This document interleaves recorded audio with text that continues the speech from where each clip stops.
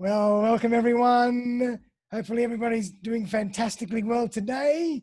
Darren Saul here, your host of Playing with Perspective, the Suspended Animation Podcast. I have episode 91 with the famous Robert Brus. How you doing, Rob? G'day, Darren. I'm good, mate. You're nudging up against triple figures there. That's exciting. That's exciting for any podcaster. I'm going to celebrate when I get to 100. I'm getting ready. You know what happens when you hit 100 podcasts? No, what happens? Nothing. You go to 101. Very true. So, man, I'm getting excited. But for everybody out there, Rob is very, very passionate about mindset. And so we're going to be chatting about mastering your mind and going all in. Now, after 10 years in the Australian Defence Force, in both Royal Australian Navy and Australian Army, Rob found his entrepreneurial career off to a racing start. His initial business was as an electrical contracting company, which, as Rob puts it, went from zero to hero in just a couple of months. His journey into the digital world started around the same time. After not being able to afford a website for his business, he worked out how to hack one together that sufficed, and over time realized that this was a skill that he could develop. Fast forward to 2012 to 2017, and it's been a digital ride and career the whole way. More recently, Rob has set up and founded his own podcast called Going All In. It's all about telling the stories of others and doing whatever it takes to break through and succeed in every aspect of life. Rob will tell you that he absolutely loves what he does because it aligns perfectly to his desire to sit, chat, drink 4 cups of coffee over really deep conversation. So, Rob, welcome, my friend. Thanks, mate. It's always fun to hear that introduction read by somebody else because it still holds true. I wrote that a little while ago, and yeah, I still love to sit and have conversations and podcast and just talk about stuff that matters, for hours at a time because the format just lends itself perfectly for that. I love what I do. It does, man. And as a fellow podcaster, I share your passion. We have so much fun when we podcast and we learn so much as we go as well. Absolutely, yeah. And Absolutely. it's an honor to have you on the show. I've been following you. I'm a huge fan and really looking forward to getting into this content with you. Awesome. So, mate, tell us a bit about your story, just anything that I might not have covered, just to paint the backdrop a little bit. Yeah, sure. I guess part of the story is the transition out of my digital marketing days and agency, if you like, into what I'm doing today. And I think that transition is well worth talking about because we all experience transitions in our life. We all know what it's like to end a relationship or start a relationship or to quit a job or to go for a new job. But and at the time when you go through things, it's really tough. Yep. And at the time when things are coming to an end, maybe through no fault of your own, or maybe that it is because it's by choice, things can be really, really difficult. And it's at those times where you have to really look inside of yourself to find out what you're really made of. Yep. And I love the name of your podcast, Playing with Perspective, because life is all about perspective. Life is all about, I can look at one thing in one particular circumstance and think that it's the best thing in the world. And you might think I'm crazy. Yeah. And it's all a matter of perspective, right? And it is. I guess the one thing that, that wasn't kind of alluded to in the introduction there was the transition out of my digital marketing agency into the podcasting space. And what had happened was my business was pretty successful. I would go to work in the morning and I would be in front of clients and I would be selling all day, every day. And I'd win the business, come back to the office and say to my bro, hey man, we've got another client, another $3,000, another $5,000, another $20,000, another $2,000. And, it was the quintessential sales job where it's the thrill of the chase. Yeah. You get in there and you're winning the business and you get it. And then you go, I don't know. I don't know if you've ever wanted something in your life, like you wanted that hot car or that fast motorbike or that toy, and you get it and you're like, yeah. 100%. I agree with you, mate. The journey is more exciting than the destination, for sure. It is, right? And the thrill of the hustle and the chase in digital marketing and winning clients was what kind of got me up and got me out of bed each day, because it's really unknown. And there was always a feeling of trepidation that kind of drove me and kept me going, because it's your own business, right? If you don't sell, you don't eat. That's right. And I got pretty good at it, but every now and then I would get involved in some project management. And because I can talk the language of IT really good and I understand what the clients want. Yep. So I would have a conversation with the client, understand what they would want and think, you know what, instead of passing it over to the project manager, I could probably write this up and I could probably handle this job myself. Yep. And the very last job that I did was for an energy comparison website, and it was a huge job. And I bought into the client's BS of that person not having any money, despite the fact he's driving around in a $150,000 Merc, wearing a $3,000 suit every time I see him, and taking me for a $400 lunch every time we go out and talk about his website. So I bought into his BS of him not having any money. And as a result of that, the job was underquoted considerably. And because it's underquoted, he wants all of these features, all of these things. It's like, can't be done. And my project management skills are not as good as what I think they are. It's a little bit like my fitness, right? As a 40-year-old guy, I think I can do what I did when I was in my 20s, but my body tells me otherwise. And it's like your ambition kind of outweighs your ability sometimes. And while I'm really good at sales, I'm pretty average at project management. And I thought I was really good at it. Anyway, the job went sideways on me, and it was terrible. I kept having to go back to the guy, telling him about problems, slippages in the deadline. We needed more money. Things weren't working. We had the wrong developers, and it just compounded one thing after another after another. And it's one of those things where, my brother kind of made fun of me, and it's like, you're going to be one of those perfectly healthy 40-year-old guys that drops dead from a heart attack because you're so stressed. And it's true. I have absolutely no health issues, but I was so unbelievably stressed by this job that I came to work one day and I said, I'm out. He goes, where are you going? I said, I'm out. And he goes, all right, we'll see you on Monday. I'm like, nah, man, I'm out completely. Like, I quit. And he's like, just go and have a holiday. Don't throw your toys and have a tantrum. Don't be a baby about it. And I'm like, nah, man, I can't do this for the rest of my life. But the reality is I could do that for the rest of my life because it's pretty easy. I'm good at it, makes a lot of money. And my brother and I work well together. He's my best mate. So, but it was just, my heart just wasn't in it anymore. And it was one of those intersections in my life where I was forced to commit. I was forced to make a choice of, you can do that forever and be unhappy forever like you are, or you can take the road less traveled and work it out. Work out what lights your fires, work out what you really want to do with your life. And as you're going through those moments, I'm sure that the people watching and listening to this have experienced it before. It's very hard to have foresight, and it's very hard to join the dots of what connects things in foresight. You can only join the dots when you're looking back in hindsight, right? That's that Steve Jobs quote. But I was there on the cusp of all of that, knowing all of these things and knowing all of these quotes and knowing all of everybody's journey and everything like that. And I'm just like, I'm so sick of my life. What am I going to do? And I really I wrote down all the things that I love. I love aviation. What can I do in aviation? Nothing. I'm too old to go and be a pilot. No one will have me in a job. I won't make any money anyway. They're all poor, those guys. And, except for airline captains, but I kind of missed the boat on that. So that was sort of scratched off the list. Then the second thing I had on my list was motorbikes.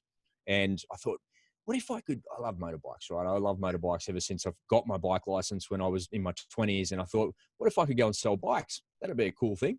That'd be an awesome thing. But you know what? I couldn't get a job, and no one would have me because I had no automotive experience, and I definitely had no motorcycle experience. I was just a guy who loved bikes and loved riding them, and I was good at sales, but it didn't sort of translate. And I don't think my methodology and my energy translated well in that space. So I applied for a couple of jobs and was rejected, and I was sorely disappointed, thinking, well, I guess that's only ever going to be a hobby now, and what will I do? And the third thing on my list was media.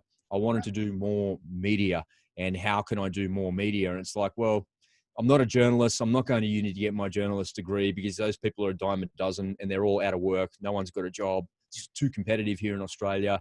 What if I can go and, first of all, start off my own podcast and hone that skill, and I just become a YouTuber and I can do all the media I could ever possibly want. And then, good idea, champion. Well done. You're following your passion, you're following your heart, but how the hell are you going to make money? Work it out along the way. Along the way, see what happens. Never been a problem in your life previously. Just work it out now. And that's pretty much what I did. But, I recount that journey to you in sort of 5 or 6 minutes like that. But that was probably 6 months of my life. And it was the hardest 6 months of my life because it was a journey of self-discovery. And it was a journey of really looking inside of myself to find out what made me tick. And I'm surprised that I got all the way into my 40s before I realized what actually made me tick and what fired me up. And it just goes to show how automated and methodical your life can become if you're not careful. And I guess that's the lesson in it, right? Don't, if you're on a mouse wheel, just every now and then step off that mouse wheel and just make sure that that's the one you want to be on, because there's other mouse wheels you can get on, which are pretty cool too. That's right. I like that. It's an interesting time in my life. So.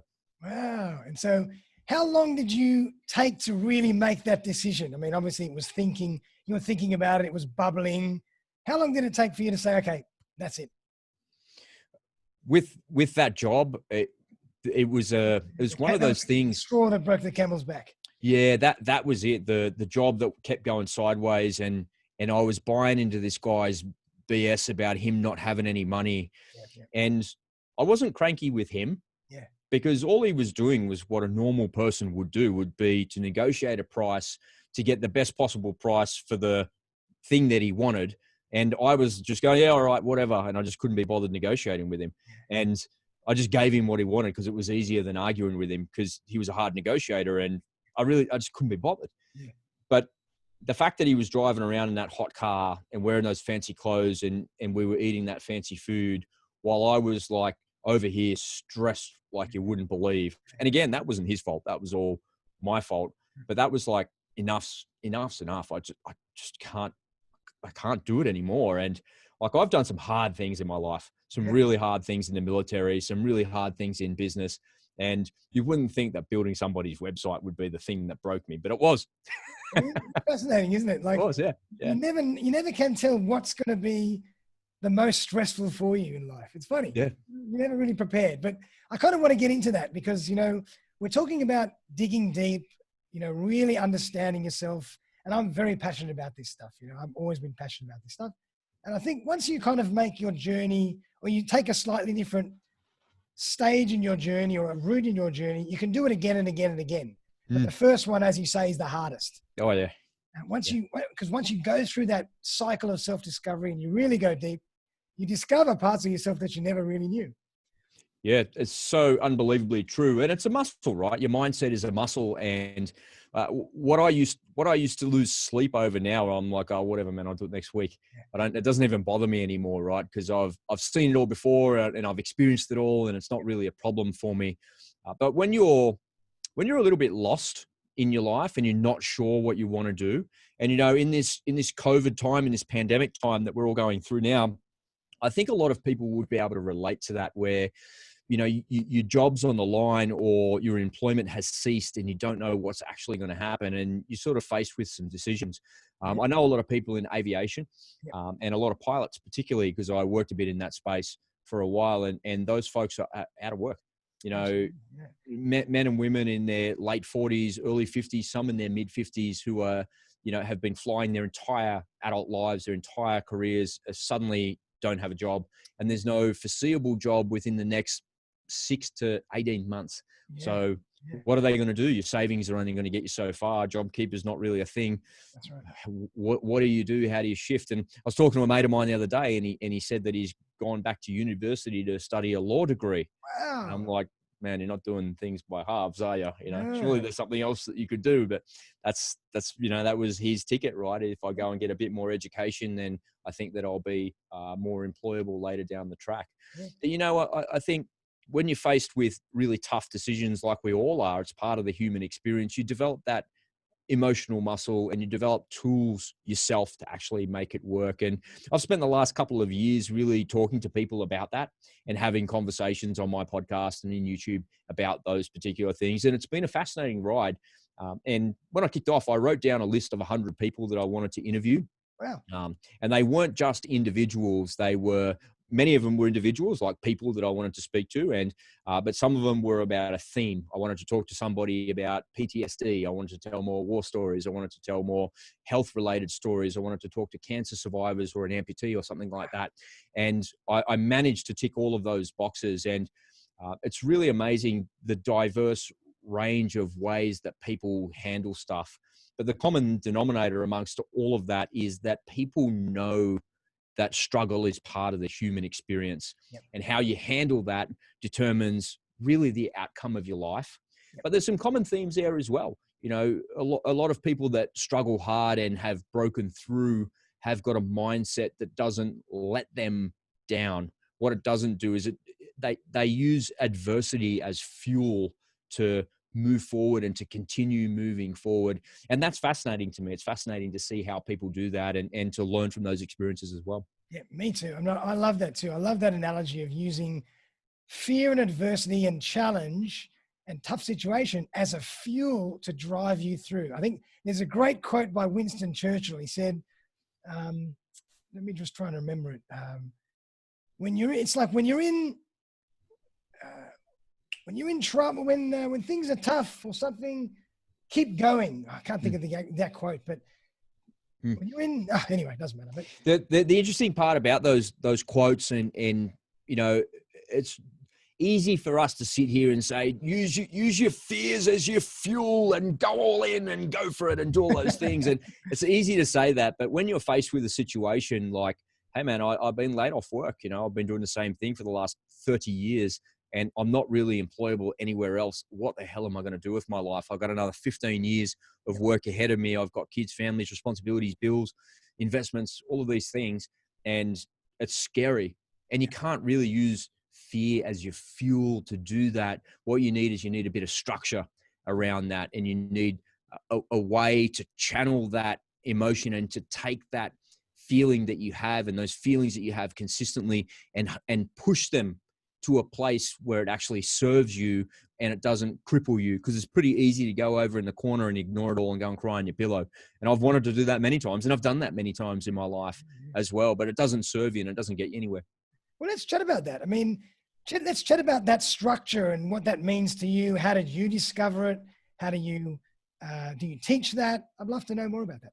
Yeah, that's a really, really good point, and I appreciate the opportunity to share my philosophy and my view of that world. So as your viewers and listeners know, the podcast that I've got is called Go All In, and it's about doing whatever it takes to succeed. And over 150 odd interviews, I have a lot of feedback from the show, not that much in social media, but a lot of emails for some reason. And people email me all the time saying, hey, I'm on the cusp of doing this or making this decision. What should I do? And I'm like, dude, you're emailing the Go All In guy. What do you reckon you should do? Yeah. Go all in, man. Like, what do you think I'm going to say? But what they're really asking me is like, I'm not sure, like, how do I take all of this information and make a good decision about these things? And, you know, you've got to be very methodical. If you make a declaration to the world that you're going to go all in on something and you're going to commit to something and you do that, it feels really good. But if you're not set up properly and you're not willing to back yourself, the minute it gets a little bit hard, you'll let yourself off the hook. Yep. And too hard, I'm giving up. Yeah. And that's, you know, that's pretty normal. So what is it that makes somebody stick with it? And what's the difference between somebody that's successful in a field that you think you want to be successful in and you? What's the difference? The only difference is they put their pants on the same way as you and me every day. The only difference is their mindset, right? 100%. And the way that they think about things. But it's not just their mindset. And so what's happened to me in the last couple of years of all those podcasts and hundreds of emails of people asking me, I put together a masterclass. Great. And the masterclass is a little bit, I guess, different to what you would think in a masterclass. And what it is it's the 7 pillars to master your mind and go all in. So what I've done is I've taken everything that I've known as somebody who's served nearly 10 years in the military, 20 odd years as an entrepreneur, and then a couple of years of this go all in thing. And I've put that into, I've distilled it all down. And it's been a labor of love. It's been something that, you know, some people go and write a book and some people shoot videos, some people record podcasts. And this is kind of a hybrid of all of these things, right? Because you've got to write the content for the podcast and you've got to deliver it on camera and then you record the audio and do all those things. So it was a lot of fun to do. And I did it during the first lockdown that we had. So I was like, what the hell else am I going to do? I might as well do this masterclass. I've been threatening to do it for ages. And so I bought myself a green screen and I got all the gear and put it all together and it came up really nice. And the 7 pillars, it all starts off with your elite mindset, because there's a difference between the way the average person thinks and the way that someone with an elite mindset thinks. Then it talks about motivation and commitment, because motivation is only going to get you so far. That's what gets you started, but it's your commitment to the cause of your why, and your why must be bigger. You know, it's the pure Simon Sinek thing where your why is that golden thread that's weaved through every single little thing that you do. And the third pillar is process over outcome. The vast majority of people set a goal and they spend 95% of their time looking at that goal, wishing that they were there, but they should flip that on its head and say, all right, that's the goal. Spend just 2 to 5% of the time looking at the goal and reminding yourself, but spend 95% of the time on figuring out the process to actually get there. So I defined a really methodical way of doing that. And we use a system that was created by fighter pilots in the US. It's called flawless execution. Yeah, so there's a couple of steps to that. So process over outcome is using the flawless execution model where you plan, brief, execute, you XGAP or lockstat, and you debrief every single thing that you actually do. And what that does is it gives you a way of thinking about every single thing that you do. So where am I in relation to where I want to be? How am I closing the gap from point A to point B? Well, I'm in the planning process of what I'm doing. Okay, I'll finish planning. Now I'm going to move on to the briefing process. And that's taken from fighter pilots, because fighter pilots don't just walk out to the flight line and say to their mate, hey, dude, where are we going? What bomb are we dropping today on what building? Yeah. They don't do that. There's an extensive planning process, an extensive briefing process, and then they go and execute it. And they execute the plan exactly as the way that it was briefed. And then they debrief it to take all the lessons that they've learned. So the next time they go and do it again, they do that again. So process over outcome is really critical. And hand in hand with that, in pillar number 4 is time management. So you can't have a process focusing on an outcome unless you manage your time. Because if you're not spending any time looking after your time management, then time will manage you. And I often have people say to me, they say, hey, Rob, you know, I'm trying to achieve this goal, or I want to go all in on this thing. And what I learned to say was not, hey, go all in and get on with it and commit to it and go for it. I don't say that anymore. What I say now is, well, what did you do today to move closer towards that goal?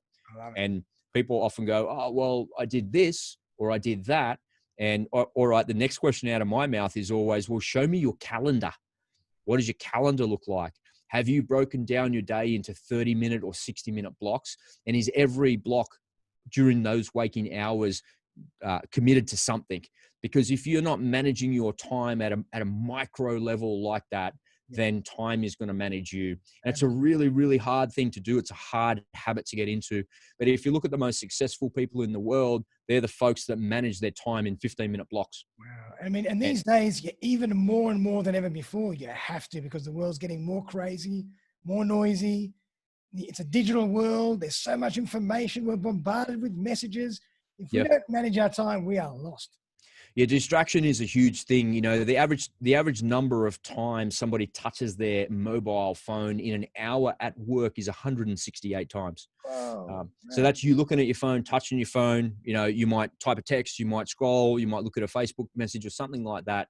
And it's said in distraction and time management that it takes you about 10 to 15 minutes to get focused on a task. And then you're focused on the task and then the phone rings, or the message comes and you get distracted, and you go and deal with that thing, and it takes you another 10 minutes to get back into it. So if you broke up your hour into 3 20-minute blocks, how effective are you? You're probably only effective for really about 15 minutes of that entire hour. So what you should do is, if you're going to start work, just sit down, put your phone into flight mode, turn all other tabs off in your browser, and only look at the tabs that you need to look at, so you're not getting any alerts. That way you're not getting distracted by anything. And then what that comes to is pillar number 5, which is focus and awareness. Because if you can hyper focus onto something like that without the level of distractions that you've got, what happens is you end up managing your time, and time doesn't manage you because you're not being distracted. And then you're concentrating on your process over the outcome. So these things build on themselves like that. And right towards the end of the masterclass, I've got two pillars that I really love, which is, the first one is routines and habits of success. And we could probably talk about that one. And the last one is self-control and discipline. And people always say to me all the time, hey, Rob, it's easy for you, mate. You were in the military. You're a disciplined guy. You get up and you do this. But it's just not true. Because in the military, I was with guys that were the most undisciplined, lazy slobs you've ever met in your entire life. And the type of discipline that exists in the military is a carrot and stick discipline, where You need to be over here on parade in that uniform with that hat on at this time. Otherwise, you're going to be on extras. Wow. And there's a very threatening sort of environment. It can be very militarized sometimes and very regimental, which is quite unpleasant as you get a bit older, because you kind of grow out of being told what to do. And that doesn't really apply in the real world. That type of discipline doesn't work. That type of leadership doesn't work. And most people watching and listening would know that leaders that go out there threatening their staff, if you don't do this or else, you know, you might have worked for a boss like that before and gone, oh my God, I can't wait to leave this job. It's leadership by fear instead of leadership by inspiration. And so you can't have discipline by fear, and you can't have discipline like that either. So how do you maintain self-control so you stay on track and tracking towards your targets, and you're closing the gap from where you are to where you want to be? Well, what I say is that every day you got to bring the juice. Yep. You got to bring the juice, baby. And I ask myself, are you bringing the juice? Because when you're juiceful, you're useful. And if you're juiceless, you're useless. So bring the juice to every single thing that you do. And they're funny little words, right? It's a funny little alliteration game that you can play with yourself. And there might be something that you're listening to here that will kind of trigger something for you. And I think it's really important that you know thyself in those things. You know, juiceful and useful is a funny one for me. And sometimes I look at people, you know, sometimes I'm in the traffic and I look at some idiot that cuts me off and I go, juiceless, baby, just juiceless. And it's funny, right? It kind of triggers a little giggle in myself, even when I'm by myself. And, you know, I don't beep the horn or carry on like that or anything like that. And I think there's some really good routines and habits of success that you have yourself that you probably haven't looked at or documented. But if you stick with those habits and those routines, and you channel that into a process, and you focus on process over outcome, got good time management, got good focus and awareness. Yep. All of these things come together to help you to master your mind and help you to when you've made that declaration, to go all in, to actually stick with it.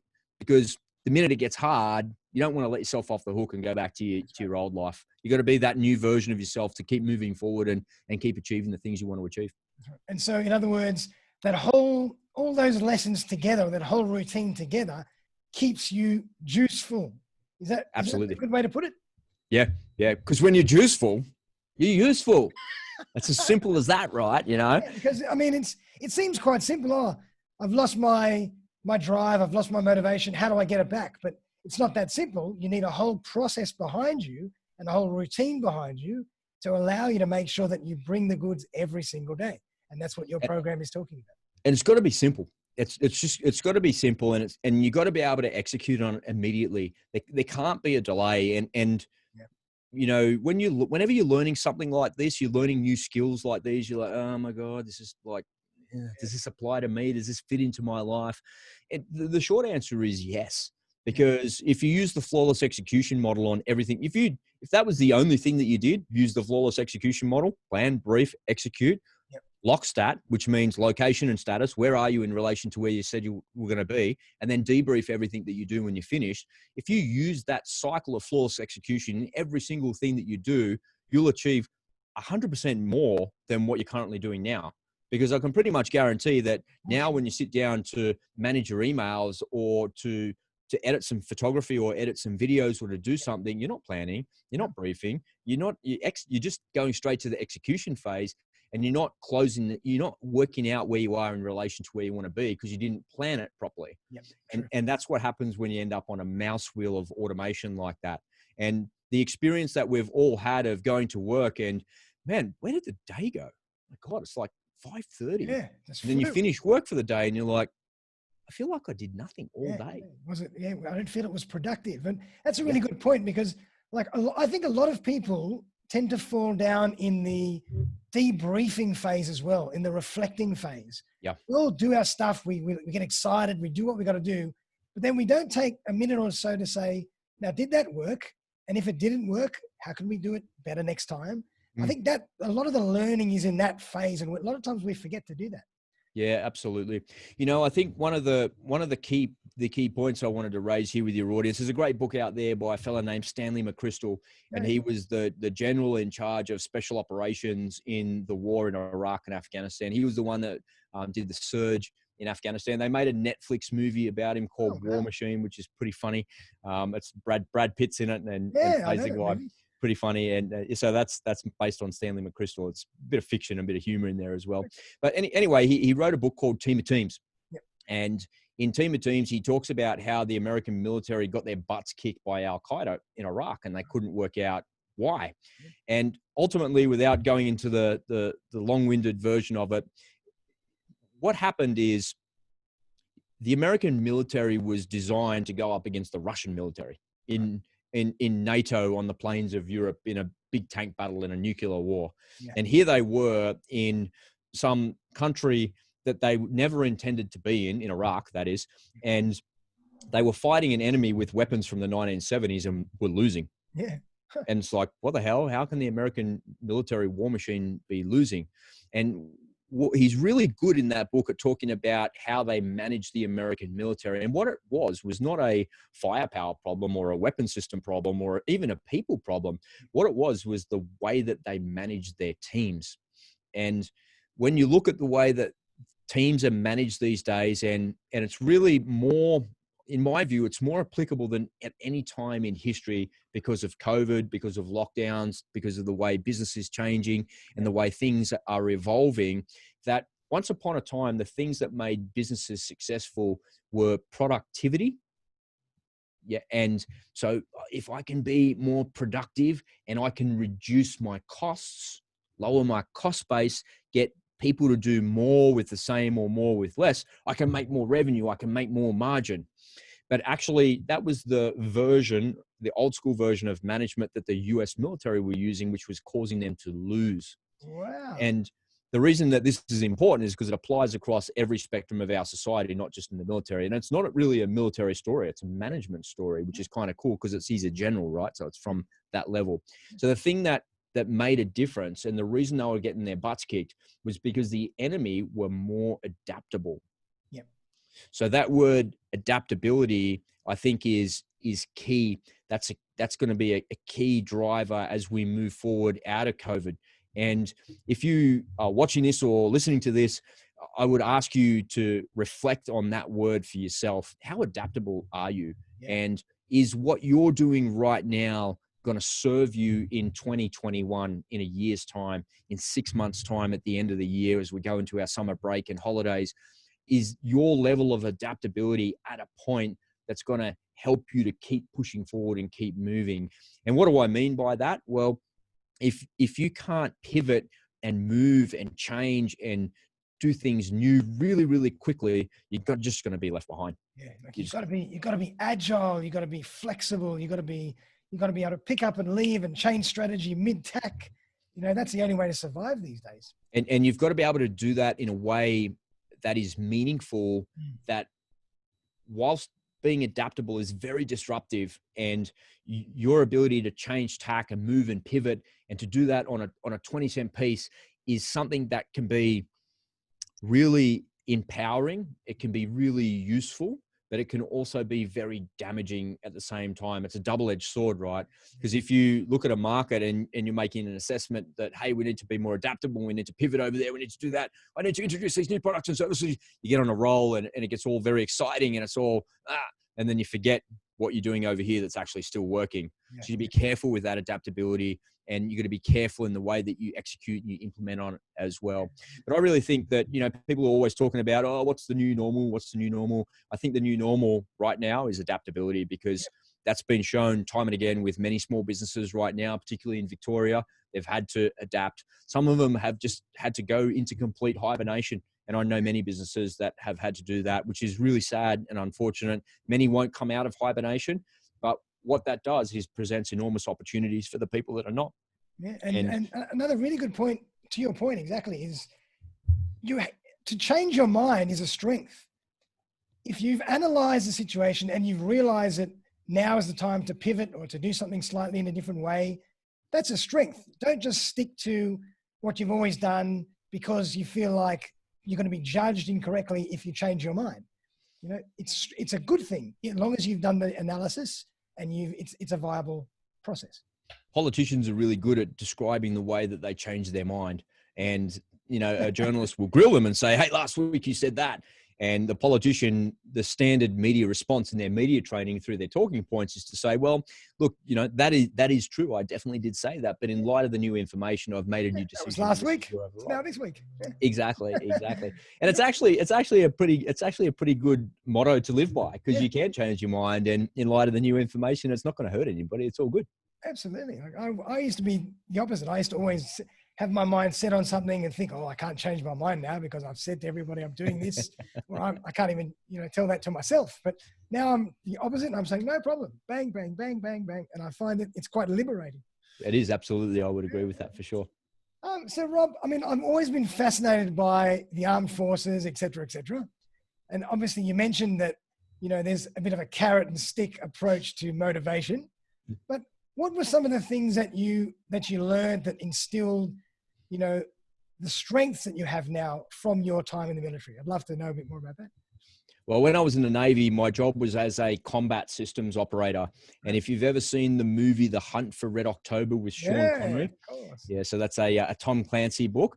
They have guided missile frigates, FFGs, in that movie, hunting around submarines. That's what I used to do.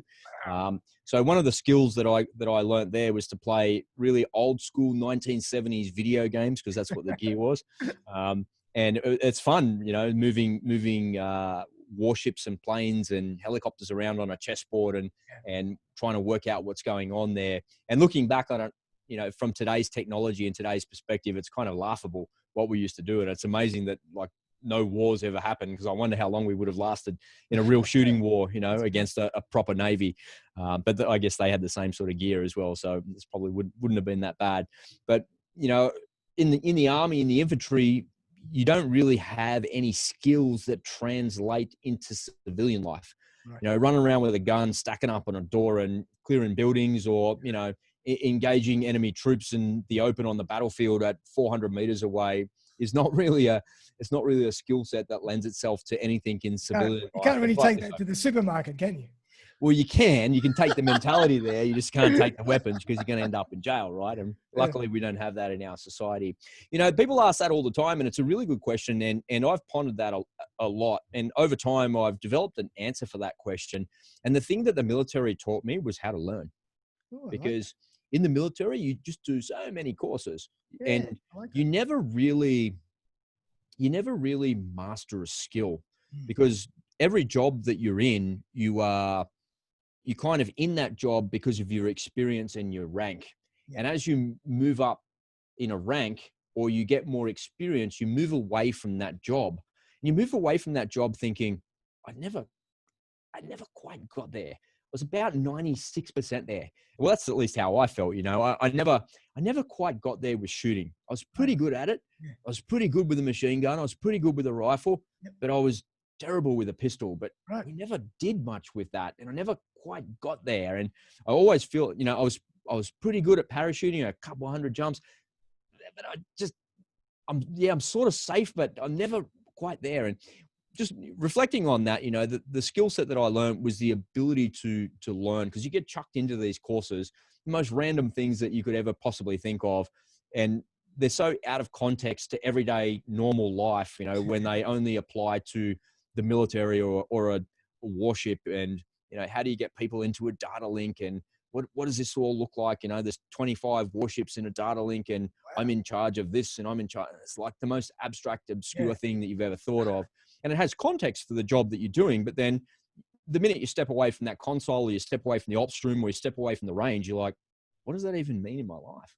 Actually, nothing. It doesn't mean anything, because the skill's it doesn't transfer to anything else except that skill there at that time. And you become a real specialist at those things. And there's many jobs and roles and responsibilities in this world where you're a specialist at that. But I don't think there's as many that the military give you, where you're constantly on courses and you're constantly learning new skills and you're constantly doing that.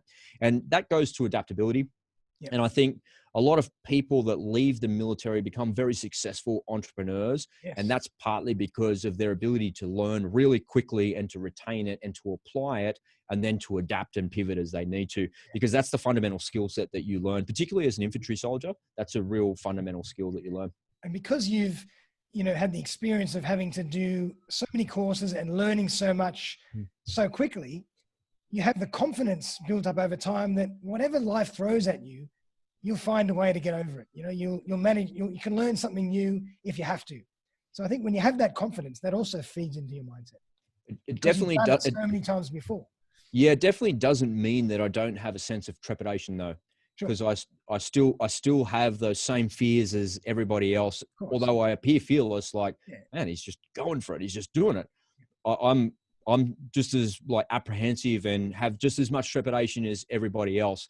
But I also know that you're never going to score a goal unless you get on the soccer pitch and kick the ball. You got to go out there and you got to give yourself an opportunity to do that. And I think a lot of people forget that as they get a little bit older and a bit more settled into their life, and you get really comfortable being comfortable.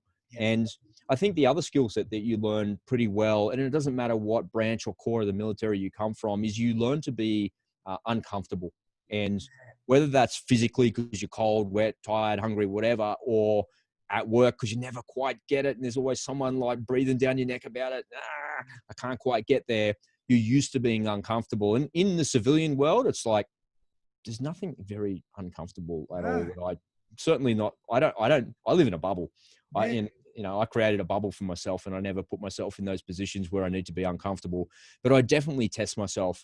You know, when I'm out on the water spearfishing or something like that, every now and then I take a couple of risks, because without a little bit of risk, there's no reward. And sometimes the payoff doesn't happen, but the risk really kind of never comes to pass. It's not a big deal. But taking the risk and in your mindset, like, hey man, you know, like I'm probably like about 600 meters off the shore here in the current. I'm a little bit far from where I should be. I'm by myself, but man, look at these ledges and these fish when I'm out here spearfishing all by myself. Wow. And, you know, taking risks like that, listen, you shouldn't be out there by yourself, and you definitely shouldn't be that far offshore by yourself, especially swimming in the current. And given that it's 4 o'clock in the afternoon, you probably should get your butt back to the shore pretty soon. But I take the risk. It's all right. You know, I'm comfortable being uncomfortable, and I'm comfortable doing those things, and they're within the capabilities that I know I can get there. But they're just on the very edge of, hey, you're going to get yourself in trouble here too. Yeah. So you're still quite balanced. You've still got that other side of you that's keeping your radar in check. Don't get me wrong, I've been bit in the bum many times as well. And it's gone sideways on me a few times, a few motorbike crashes, parachute malfunction, a bunch of things that have gone wrong several times. So, you know, it's not without, you don't take risks all the time and not think that's going to come home to roost. That does come home to roost, but that's living, right? You got to live your life like that, and you got to go for it. And life's happening to you right now. It's not happening to you in 20 minutes. I'm never as young as I'll be right now.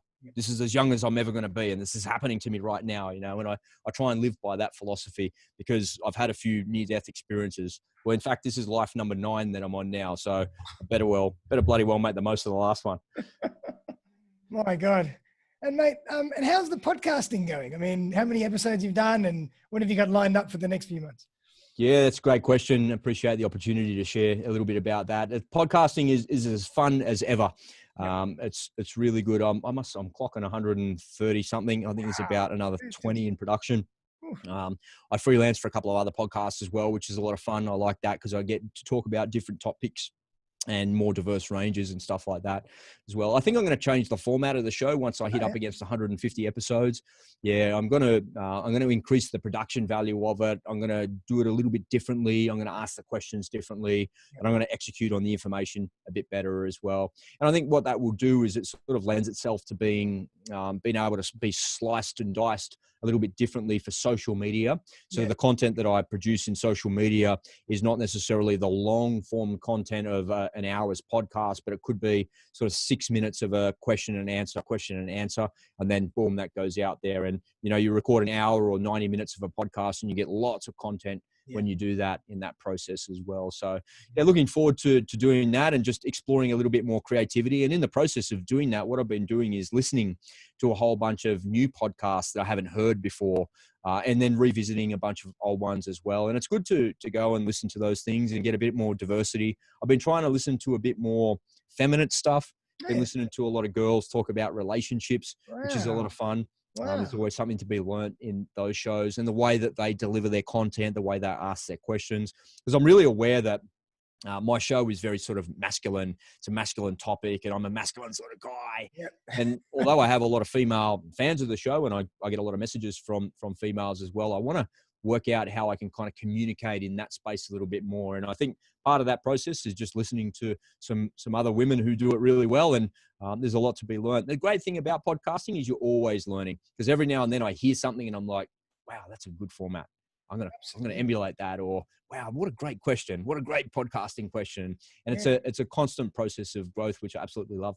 Yeah, and that's something that I want to kind of adapt and take on myself. Is that, you know, I'm getting up to 90 or so episodes, and I want to start challenging myself to run the show in a different way, introduce the show in a different way, have a slightly different format. So I think, you know, even though you're running a podcast, that's a great example of always analyzing what you're doing, thinking about how you can adapt, how you can change things, keep it fresh. And it's in line with what you're saying. It's all about mindset and adaptability, having that process behind you to really allow you to keep growing.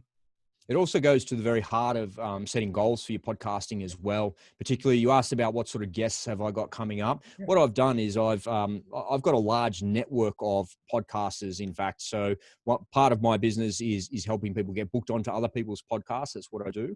So in the process of doing that, I'm connected to, I think it must be about 4,500, 5,000 podcasters. I don't know. I don't count them anymore. There's a lot of them. There's a decent email list and a decent network that I've got going there. But I'm forever being solicited. Hey, can I come on your show? Can I come on your show? And what I've done is I've tightened down the criteria of who can come on the show, because everybody's an expert in something, but not everybody's really good at storytelling. So the folks that I've got coming up are really good storytellers, really experienced people. Had some amazingly experienced business owners in the last couple of episodes. One fellow has like 30 years of business experience, and he kind of fell into coaching because of his business experience. Another lady, same thing, 30 years in real estate, massively successful, and helps other real estate agents to be really successul. But it's not really a podcast about real estate or sales or anything like that. The podcasts about their life and what they had to do to break through. And, you know, the common thread amongst all of that is everybody went all in at some point, and everybody had to do something to break through. And they're great stories. And I've got lots of really good guests coming up just like that. I've got a fella coming up later this week. His name's Eric. Can't remember his surname. Okay. I should know that, or do the research before he comes on, and I will. But the fella's like, he started more than 20 businesses in 20 years, and he's exited all 20 of those businesses. My God. And I've started a few businesses, but I didn't exit them. I just stopped them because they didn't work. I didn't exit them with a huge cash check. I just stopped what I was doing, and there was no more cash check. Exactly. So that's an example of something that is really interesting. Like how on earth did you do that? You know, how do you leverage your time? How do you do that? And I think what it comes down to is that, you know, if you're earning $400,000 a year and you want to earn $4 million a year, you're going to have to be really creative. You're going to have to do something very, very different to get yourself to the next level and 10x what it is that you need to 10x. And I really love telling the stories of those people, and I've got lots of those people coming up, which is kind of cool. Oh, mate, fantastic. I'm looking forward to hearing all the episodes. But awesome. I agree with you. I mean, that's why I love podcasting, because regardless of the episode or the subject, what I love is just connecting with the other person and learning what I can learn from their journey in life. Yeah. And as you say, I listen to loads of different podcasts as well. I listen to, you know, people that talk about acting and politics, and some female podcasts that are talking about relationships, and, you know, business podcasts and all sorts. And I just get so much from all of them, even though they're all so different. Yeah, absolutely. Do you make the time to listen each day? Do you listen on a workout or on a walk? Or I do. You have like some podcasting zen time that you I do. Out? Like my morning time when I get up and I'm doing a lot of my social media, I've always got a podcast on. That's in your ears time. Or just in a speaker? Just like in my speakerphone, just on the side. And while I'm doing my stuff, it's there. And sometimes I'll continue it during the day in the car or in my phone when I'm doing something else. Yeah, but nice. I start in the morning, and I've always got something that I like to listen to. I feel if I miss it for the day, I feel lost. I say, I've got to catch up. Yeah, it's incredible how much information we have access to. Yeah. You know, I've been listening to 3 different podcasts this week, but I also picked up a new audiobook as well. Oh, great. And I think the amount of time that I've spent kind of listening and learning and assimilating and taking notes and doing these things and emulating these bits and pieces that I want to implement into my business like that, it's an extraordinary time that we live in. It really is. And I feel really blessed to be part of that community and be doing that. And what I would say is that if anybody's watching this or listening to this that's thinking about getting into podcasting, do it. Get into it, because it's enormously rewarding. I was just about to ask you, I said, as a podcaster that's done so many episodes and knows so many podcasters, what advice would you give to, future podcasters about setting up their podcasts and how to actually execute a strong podcast? Well, people ask me all the time, is it too late to get into it? And the answer is no. There's now more than 1 million podcasts that are out there that we know about.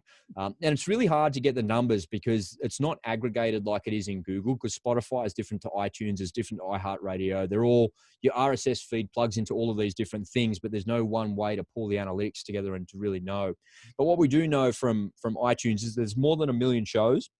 And in those shows, the average number of episodes is about 17. Wow. So there's not that many. And about half of those haven't had an episode uploaded in the last 3 months. There you go. So consistency.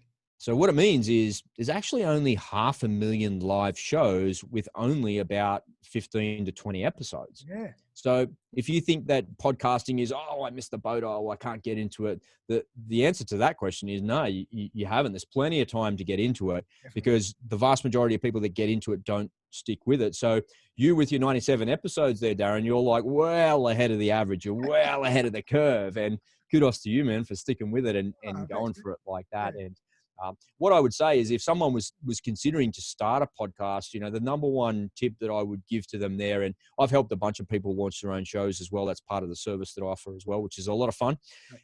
The number one thing is to give yourself a chance. Yeah. Podcasting is a skill. And like any skill, that skill takes time to develop. It takes time to refine. It's not easy to do. Some people are really fast learners and some people are like me, are slow learners. It took me, I think, about 30 episodes to really get my message dialed in properly. Me too. And the way that I did that was by going on other people's shows and articulating my message, because going all in on something is a bit of an abstract concept. It's not like going on a show and talking about photography or talking about marketing or something like that. And talking about mindset is such a big topic. How do you narrow that into something that everybody can understand and be universal? And part of what I've learned to do over the couple of years that I've been doing it now is to refine that message to a point. And I developed a methodology to actually do that, which works pretty well. And that's what I teach to people to shorten their learning curve when they come and launch their shows with me. Oh, fantastic, Rob. Now, for people out there that want to actually get in touch with you and learn about, your show, your series and your workshops and whatever else, what's the best way for them to do that? The easiest way to do that is just to go to goallin.com.au.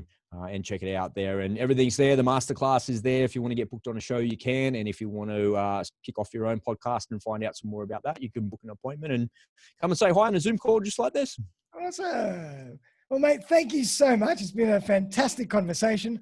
It's our second time we've chatted, and I always have a great time, and I learn so much from you every time. So hopefully we can do it again. But for all the audience out there, jump on Rob's podcast, jump on his website. He's got a load of information that can help you. He's a guy that's full of energy, full of insight, full of experience. So he's definitely someone to talk to. But before we finish up, I always like to ask my guests, in the vein of what we're talking about today, mindset and going all in, what can you leave us with? What can we learn and implement straight away and take to our, make our day better from right now? Well, I'm going to leave you with that funny quote because I think it always gets a giggle out of people. And I want you to ask yourself, are you bringing the juice? Because when you're juiceful, you're useful. So are you bringing the juice? I love it. Well, mate, thank you so much for coming on the show. Absolute pleasure. And I'm going to put all the links to everything in the notes as well for everybody. But Rob, have a great day, man. And we'll see you very, very soon. Thanks, Darren. Cheers, mate. Pleasure, mate.